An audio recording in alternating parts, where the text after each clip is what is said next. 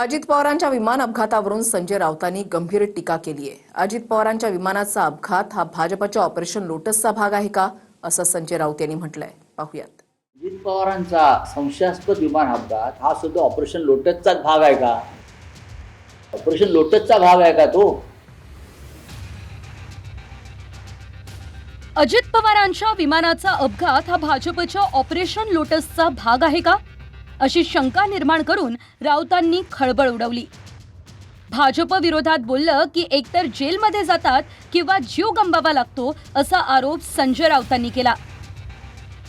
अजित पवार हे भारतीय जनता पक्षाला सोडून परत शरद पवारांकडे आले असते तर तो भारतीय जनता पक्षाच्या ऑपरेशन लोटसचा सगळ्यात मोठा पराभव ठरला असता।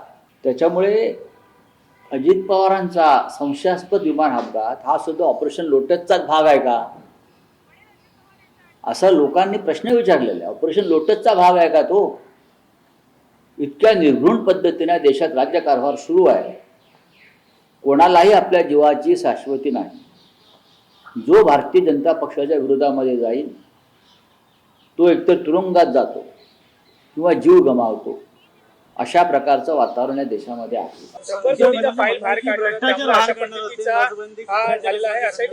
असे अनेक आरोप संजय राऊतांनी केलेले आहेत। आजपर्यंत कुठला एकही आरोप त्यांचा खरा झालेला आहे का? उगाच काहीतरी म्हणजे पत्रकारांना काहीतरी बातम्या पेरण्यासाठी आणि बातम्या देण्यासाठी ते सकाळी सकाळी जर आपला भोंगा वाजवत असेल तर सर्वसामान्य जनता आता त्या भोंग्याच्या प्रतिसादाला बिलकुल बळी पडणार नाही।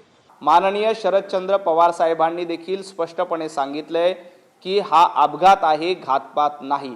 आता संजय राऊत हे शरद पवार साहेबांपेक्षा मोठे आहेत का, किंवा संजय राऊतांची बुद्धी शरद पवार साहेबांपेक्षा मोठी आहे का? गेल्या 3 ते 4 दिवसांपासून अजित पवारांचं विमान क्रॅश होण्यावरून शंका आणि आरोप प्रत्यारोप सुरू झालेत। विमानाचा ब्लॅक बॉक्स सापडला असून केंद्रीय पातळीवर चौकशीही सुरू झाली आहे। पण हायकोर्टाच्या निवृत्त न्यायमूर्तींच्या अध्यक्षतेत चौकशी करा, अशी मागणी संजय राऊत यांनी केली आहे।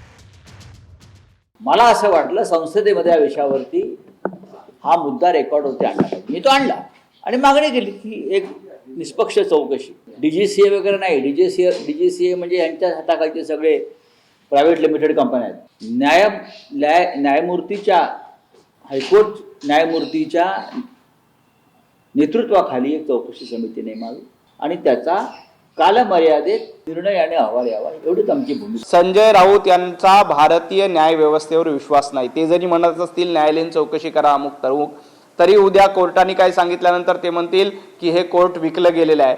त्यामुळे संजय राऊत यांनी पाकिस्तानच्या कोर्टात जावं, कारण त्यांचा बाकी दुसऱ्या कुठल्या देशावर विश्वास नाही। संजय राऊत यांनी बांगलादेशच्या कोर्टात जावं। अजित पवारांच्या विमानाचा अपघात होतानाचं दृश्य सीसीटीव्ही कॅमेऱ्यात कैद झालं। या सीसीटीव्हीत दिसतंय की विमान कोसळण्याआधी एका बाजूला झुकलं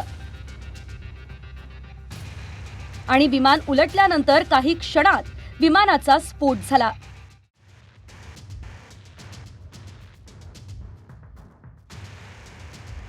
दादांच्याच राष्ट्रवादीचे प्रफुल्ल पटेल हे माजी विमान वाहतूक मंत्री राहिलेत। विमान हवेत पलटणं हे आश्चर्यकारक असल्याचं प्रफुल्ल पटेल यांचंही म्हणणं आहे। तांत्रिक बिघाडही झाला असू शकतो, असा अंदाज प्रफुल्ल पटेल यांचा आहे। मी व्हिडिओ फुटेज बघितलं। तो विमान खाली उतरत असताना 70-80 फुटाच्या किंवा 100 फूट असेल, जे काय तेवढा मेजरमेंट नाही करता येत, पण जवळ आल्यानंतर एकदम डावीकडे पलटला आणि कोसळला।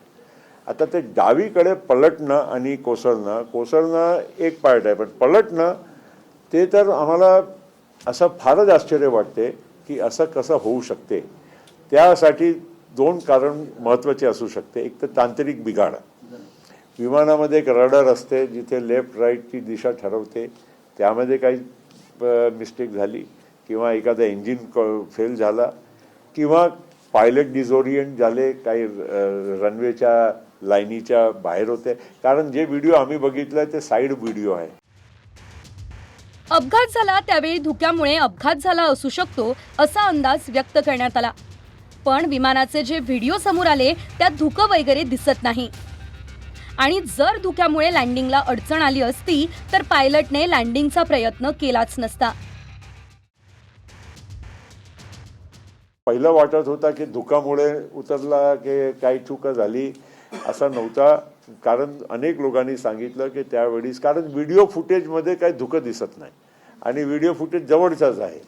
तर त्यामुळे नेमका काय झालं हे आता ब्लॅक बॉक्सच्या डिकोडिंग नंतर आपल्याला प्राथमिक आणि पुढची बाकी जे काही तपासणी होईल त्यामधून आपल्याला कळेल. अपघात नेमका कशामुळे झाला? पायलटला धावपट्टीचा अंदाज आला नाही की ऐनवेळी लँडिंग वेळी विमानात तांत्रिक बिघाड झाला? पायलटचं शेवटचं संभाषण काय होतं हे आता ब्लॅक बॉक्स मधली माहिती उलगडल्यावर समोर येईल. दिल्लीहून प्रमोद जगतापसह ब्युरो रिपोर्ट, TV9 मराठी.